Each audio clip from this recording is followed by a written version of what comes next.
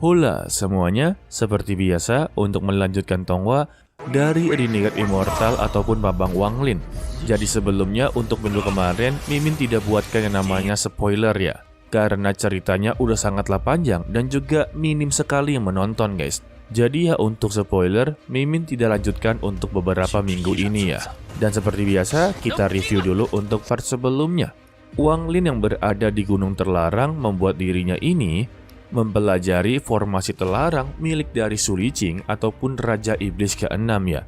Menurutnya kalau dia bisa, dirinya juga haruslah lebih bisa. Sehingga 7 hari telah berlalu, dia benar-benar bisa menguasai satu formasi dan mengubah formasi milik dari Su Liqing menjadi miliknya. Sehingga itu juga membuat Su Liqing mengetahui kalau formasi tersebut sudahlah diubah oleh seseorang. Tetapi dia mengira kalau itu berasal dari Bungkuk Meng ataupun Duan Muji. Sedangkan untuk Duan Muji sendiri yang berada tepat di belakangnya Wanglin tidak mengetahui kalau formasi itu berasal dari Wanglin juga. Sehingga dirinya juga mendapati beberapa serangan dari formasi tersebut. Pada awalnya itu sangatlah mudah untuk dilewati. Tetapi seiring berjalannya waktu sampai 7 tahun telah berlalu, mereka semua ini salinglah bersaing satu sama lain ya. Seperti Duan Muji sangatlah kesulitan melewati formasi milik dari Wanglin. Kalau begitu langsung saja kita meluncur.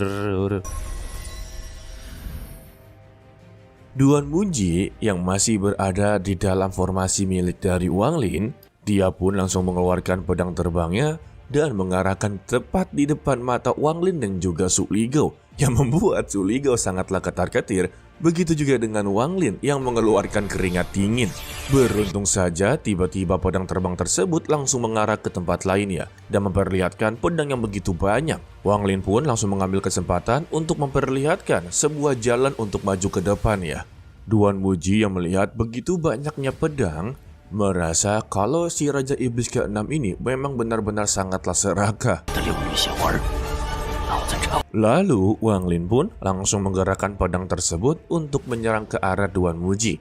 Ingat ya, ini adalah formasi milik dari Wanglin, semuanya berada di kendalinya. Tetapi Duan Muji menganggapnya ini adalah formasi milik dari Raja Iblis ke-6. Untuk Su Ligou sendiri kebingungan mengapa Wanglin mencoba untuk memperhambatnya. Bukankah lebih baik membiarkan dia untuk pergi begitu saja dan nyawa mereka akanlah selamat ya. Ternyata Wanglin mempunyai alasan tertentu. Dia sudah tahu kalau Duan Muji menganggap ini adalah formasi milik dari Raja Iblis ke-6. Maka dia mencoba untuk mempersulitnya kembali agar dirinya benar-benar sangatlah marah dan mempunyai dendam kepadanya ya. Sehingga ketika dia telah keluar dari formasi tersebut, pasti memiliki perubahan suasana hati yang begitu mendalam ya. Mendengar itu Su Ligou langsung mengatakan kalau dia sangatlah pintar sekali. Jadi anggapannya itu Duan Muji akan dimanfaatkan oleh Wanglin untuk menghabisi Raja Iblis ke-6. Dan untuk Wanglin sendiri ya tinggal lewat-lewat aja gitu guys. Wanglin sendiri sebenarnya masihlah khawatir. Walaupun membiarkan Duan Muji untuk jalan lebih dulu dan bertemu dengan Raja Iblis ke-6, tetapi keduanya ini juga masih menjadi masalah besar ya. Pada intinya, Wanglin mengakui kalau kedua dari mereka ini memang sangatlah mustahil untuk melenyapkannya. Sedangkan untuk Raja Iblis ke-6 yaitu Liu Yu dan juga Su Liqing sudah berada di puncak gunung terlarang. Tetapi dia mencoba untuk menyinggungnya gara-gara dari murid tuannya ini membuat dia menjadi sangatlah terhambat. Jika tidak ada dia, kemungkinan besar dalam 3 bulan yang lalu dia sudah berada di puncak gunung terlarang. Tetapi apa daya, dia memang ditugaskan untuk membawanya. Sehingga dia mencoba untuk mengendalikan larangan terakhir di puncak gunung terlarang. Walaupun menurutnya sulit, jika dia telah menemukan mata formasi, itu akan menjadi sangatlah mudah ya. Tetapi dari kejauhan, Duan Muji sudah berada di sana sembari meneriaki namanya dan juga mencoba untuk menerjangnya sembari berkata kalau dia sangat berterima kasih karena telah merawat dirinya selama di gunung terlarang. Dengan cepat juga Liu Yu langsung menahan serangan tersebut ya. Sembari memberikan peringatan kepada Duan Muji apa yang dia lakukan. Jika serangan tersebut hampir saja mengenai larangan terakhir, maka mereka akan terjebak di dalam gunung terlarang dan mereka semua akanlah mati. Tetapi Duan Muji yang sudah tersulut api emosi tidak lagi peduli dengan semua itu, karena dia hari ini akan menghabisinya terlebih dahulu. Sehingga pertarungan mereka pun langsunglah dimulai.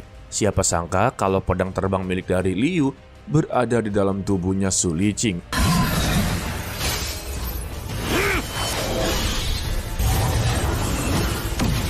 Di dalam pertarungan tersebut sebenarnya posisi dari Liu sama sekali tidaklah diuntungkan, karena dia harus membagi dua pikiran, satu untuk bertarung, satu lagi untuk mengendalikan formasi tersebut.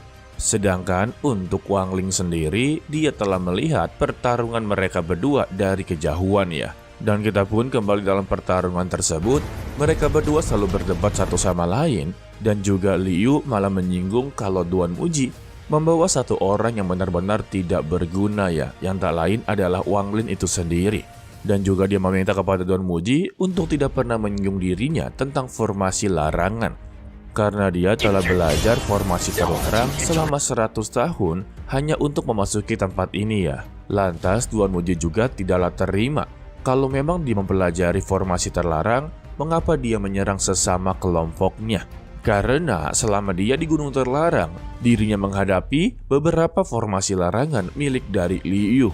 Tetapi Liu sendiri sama sekali tidaklah mengerti ya, kalau formasi larangan dia ini sedikitlah berbeda yang disebutkan oleh Duan Muji. Contohnya seperti rantai larangan. Padahal dia tidak memiliki salah satu formasi tersebut ya. Dan juga mengapa Duan Muji menghadapi banyak sekali formasi larangan, padahal dia ini hanya menyiapkan beberapa larangan saja. Tetapi tetap saja Duan Muji ini sudahlah tenggelam dalam emosi ya. Dia meyakinkan siapa lagi yang bisa membuat formasi terlarang selain dirinya. Sontak Liu Yu mencoba untuk mengklarifikasi ini semua ya. Dia pikir pasti ada kesalahpahaman, karena dia ini tidak pernah membuat rantai larangan. Dan dia meyakinkan pasti ada orang lain di gunung ini dan sedang bersembunyi untuk melihat mereka bertarung satu sama lain ya. Sehingga Duan Muji pun benar-benar sangatlah percaya kepadanya dan bekerja sama untuk keluar dari sini secepat mungkin. Tetapi ketika mereka ingin mengendalikan formasi larangan terakhir, Wang Lin pun langsung menyerang formasi tersebut ya, yang membuat larangan tersebut langsunglah menyerang ke arah mereka berdua.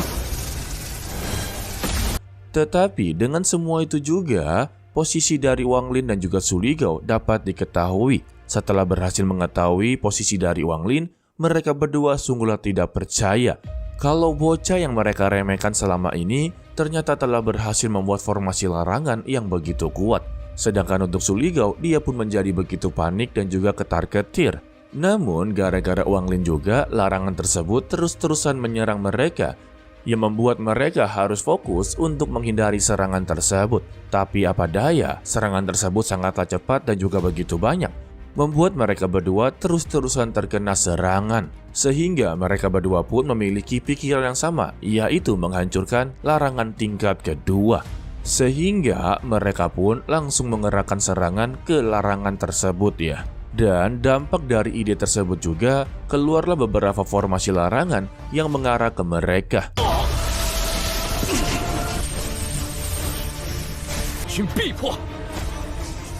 Dalam situasi tersebut juga, Su Liqing harus kehilangan tangan kanannya guys. Gila, ditumbalin dong. Tetapi tidak ada pilihan lain lagi ya. Mereka bertiga pun mencoba untuk menerjang dan memasuki portal berwarna emas, di mana itu adalah tingkat ketiga selanjutnya guys. Setelah mereka berhasil memasuki portal emas tersebut, ketegangan tersebut pun tiba-tiba langsunglah redup. Dan tak lama dari itu juga, Wang Lin melihat tangan kanan miliknya. Dia mencoba untuk mengambilnya, yang ternyata dia ini bukanlah manusia, melainkan sebuah avatar yang telah dibentuk oleh seseorang. Ditambah Su Ligao memberitahu kepada Wang Lin, dia adalah satu-satunya orang yang tersisa di Gunung Terlarang. Dan itu memanglah tujuan dari Wang Lin. Dia akan menjadi raja di Gunung Terlarang dan mempelajari beberapa formasi terlarang agar benar-benar begitu sempurna ya.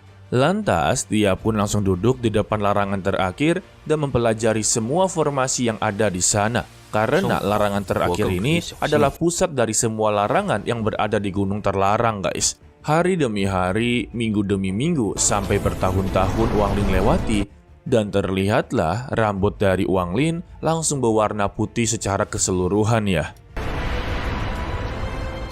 Untuk Su Lingao sendiri, dia hanya bisa menyaksikan Wang Lin hanya duduk diam di depan formasi larangan dan membuat dia sangatlah gabut segabutnya. Singkatnya, 3 tahun pun telah berlalu, Wang Lin telah mengetahui mata formasi dari larangan terakhir ya. Dengan begitu mudahnya dia menghancurkan formasi tersebut. Tetapi ketika mereka berdua ingin melewati portal emas tersebut, mereka pun langsung terhenti ya. Dan keluarlah salah satu wujud yang begitu besar, yang tak lain itu adalah Tusi sebagai dewa bintang kuno ke-8 ya. Alasan dia memberhentikan Wang Lin karena dia telah berhasil mematahkan semua formasi larangan dari gunung terlarang. Dia juga memberitahu semua kekuatan milik darinya ya. Kalau dia ini bisa memasuki lautan kesadaran seseorang dengan begitu mudah. Dan dia juga memiliki akses ke seni halus dari serbuk kayu. Dan setiap orang yang tercerahkan akan menerima batu pedang kayu di laut batu miliknya. Karena Wang Lin satu-satunya orang yang telah memecahkan semua formasi larangan, maka dia berhak untuk mendapatkannya ya.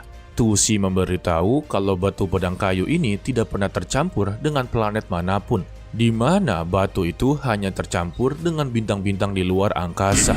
Dan juga bintang-bintang tersebut adalah bahan yang diperlukan dalam seni pemurnian dari batu kayu tersebut. Dengan begitu, dia bisa mengukir 9999 fase emas di atas batu. Dan itu juga dia akan bisa menciptakan sebuah evolusi. Setelah semua itu juga, Dewa Tusi pun langsunglah menghilang. Begitu juga dengan Su Lingao dan juga Wang Lin langsunglah tersedot ke dalam portal emas tersebut ya. Singkatnya, mereka pun tiba di suatu tempat, entah ini tingkat ketiga ataupun tempat lain ya. Namun yang pasti di depannya Wang Lin ada sebuah menara pagoda yang membuat dirinya menjadi tertarik. Dia pun langsung menyuruh Su Lingao untuk memeriksa lebih dalam lagi. Hal tersebut membuat Su Lingao sungguhlah kesal ya.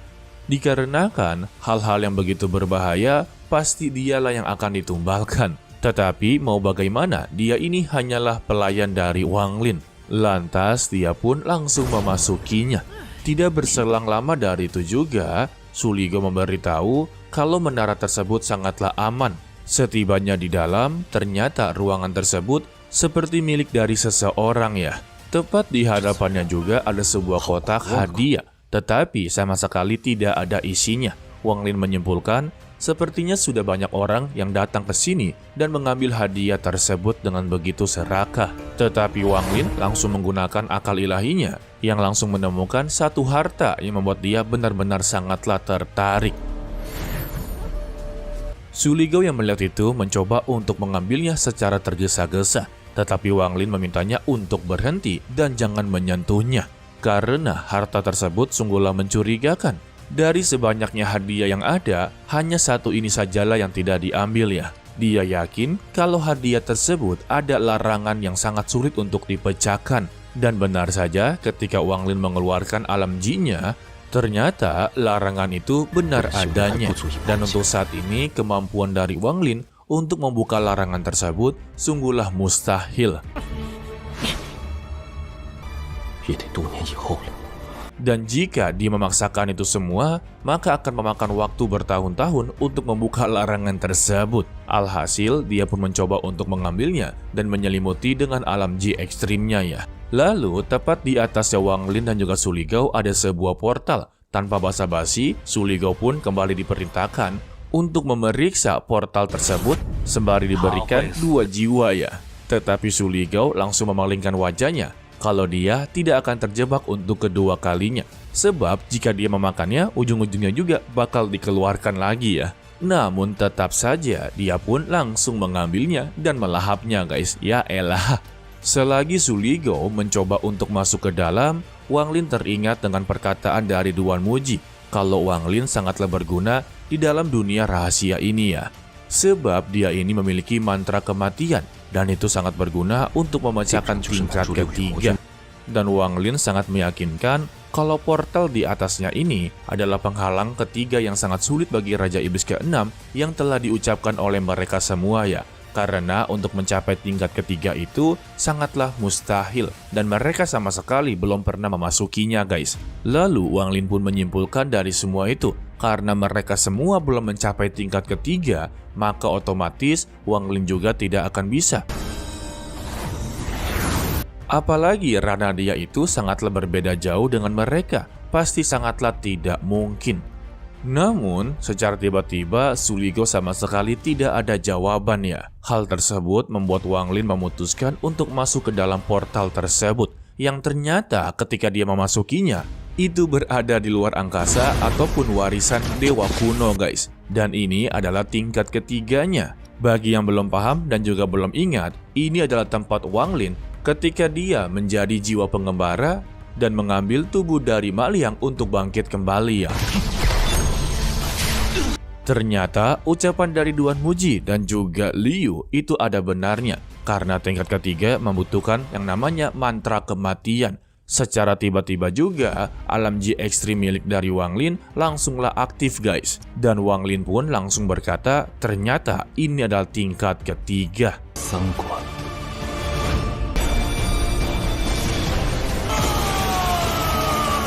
Wow, kemungkinan besarnya untuk episode 33 ini akan menjadi sangatlah menarik.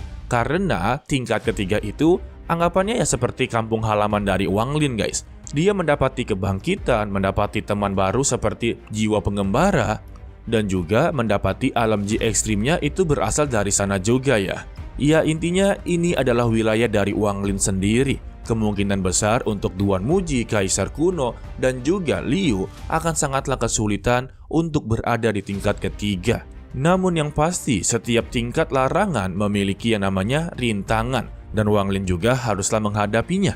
Jadi spoiler untuk part berikutnya, kita akan diperlihatkan salah satu dewa kuno yaitu Toussaint yang memiliki kemampuan sebagai boneka dewa iblis dan mengerahkan beberapa bonekanya untuk mengejar yang namanya jiwa pengembara ataupun pemakan jiwa yang tak lain adalah Wang Lin.